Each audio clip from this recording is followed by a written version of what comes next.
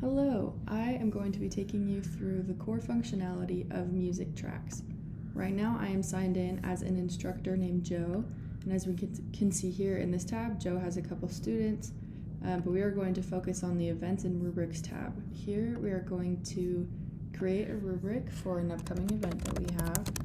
I'm going to name it My New Rubric, and then I'll just fill in some of the details of the form. There's a couple different options that you can select to customize it to your needs. And down here there are a couple menus that you can select from. So we're just going to save that and then enter in some of the criteria for this rubric. And you can choose whether or not certain criteria are meant for the performance as a whole, or if it is going to be used for each individual piece. That's something that you can pick and customize. So now we're just going to make two fields, one for attendance, one for overall performance, and we'll set the point ranges. So now we have our new rubric. Now we're going to create an event to use this rubric in, so I'll just name it Fall Auditions. And again, there's some things you can set to customize, and we're going to just select the new rubric that we just made. So now we have a rubric made and an event made. So we're going to sign out of Joe and now sign in as one of his students to see what shows up on their end. So we're signed in as Jane. We're going to apply for an event. Once it pops up, we will select the Fall Auditions.